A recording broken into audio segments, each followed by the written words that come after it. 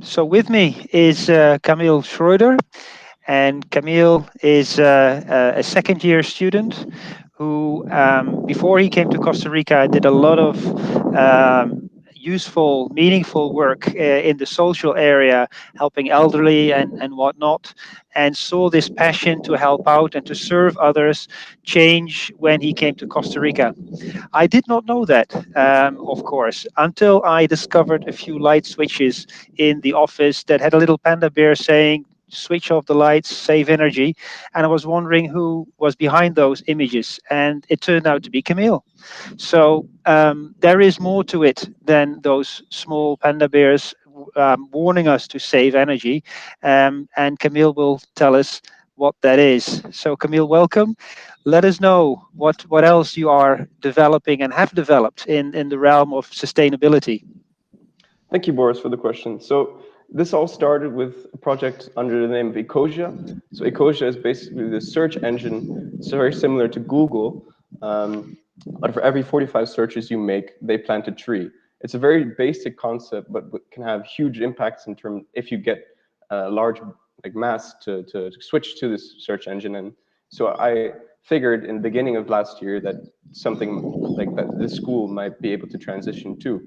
And funny enough, a co-year of mine, Fatima, was also busy developing the exact same project. And so we kind of joined in through working together on this Ecosia project. And that turned out to be a success. We started off by switching the computers on school. So the computers in the library or the computers in the administration, we asked if they could switch. And that went relatively well. And so we sent out an email to the rest of the community asking if they would be interested in switching. And the feedback we got from our community was overwhelmingly positive. And so that really took off. And right now we are around 800 trees. And then the cool thing about this is that we created a link that's unique to our school that can track the amount of trees that as a school together we have planted. So we are right now around 800, and I hope to be reaching 1,000 before I leave this campus.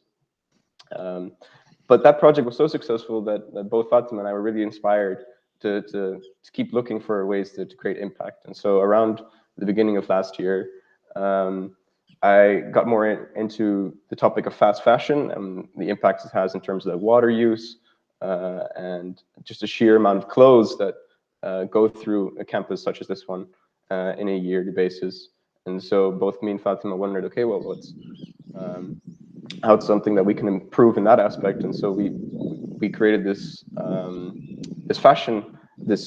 thrift shop on campus where people could bring clothes and respectively take them in order to keep recycling them and to lessen the amount of clothes that we actually buy from outside campus.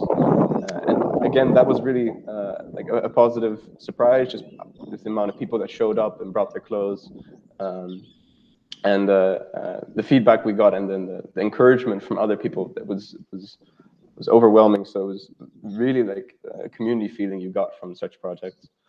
And then towards the end of last year, I got in contact with our biology teacher, Jeff, on campus, and we started discussing the possibility of starting a tree nursery on campus. And the idea of a tree nursery is where you grow saplings until they reach a certain height, and then you distribute them locally amongst the community.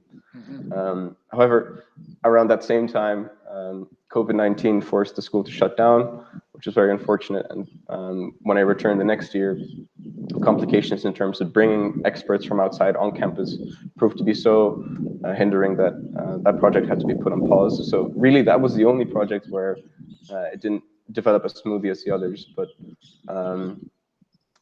the project that we started off with, that Boris referenced to, with the small light cards, was something so small that I believe we did it in a week, as a in between with Ecosia.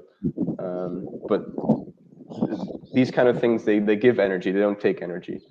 And so that is something that I've truly learned from UWC, and just from the country itself, that is focused on sustainable development and ways to reduce your carbon footprint. How easy it can be how small efforts and small inputs of energy, that the impact they can have. And that's what really I would say kept me going and inspired me to start thinking of new creative ways. Um, and together with Fatima, I had loads of fun. Like, this Fantastic. was a pleasure. Fantastic. And tell us finally about your ambitions. What are your hopes and dreams in the last couple of months of our UWC experience here in Costa Rica and beyond? So projects like these, they're of course they're not about Fatima or I. They're, ideally speaking, they continue when we're gone. So hopefully in the next 3 months, I'll be able to communicate with the next generation, our firsties, in such a way that these projects can go on under their guidance, so that they can keep developing it and growing the ways its impact can develop. And that's something. If we truly achieve that, and that me and Fatima would be really really happy about, just because uh, it's impact that lives on without you. And so hopefully that is something we will be looking forward to in the next 3 months. Fantastic, Camille. I wish you all the best with that. And of course, also when you go on with your studies at uni elsewhere in the world. And I hope you take that inspiration and that impact with you wherever you go. Thank you very much for this interview. Thank you, Boris.